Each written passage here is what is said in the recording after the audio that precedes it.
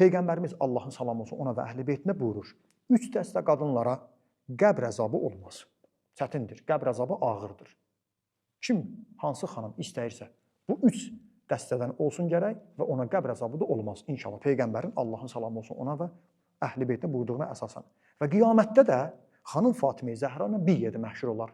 Nə gözəl.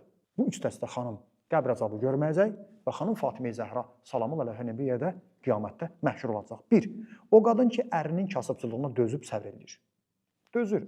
Daha əri evə bir şey gətirməyəndə ona davadaş eləmir. 2. Qadın həyat yoldaşının pis əxlaqına səbr edib dözür. Əlbəttə, bu deməkdir ki, kişi bunu davam etdirmək. Kişi günahkardır. Gərək kişinin qabağı qarşısı alınsın. Amma daha boşanmaya getmir, dözür, səbirli olur.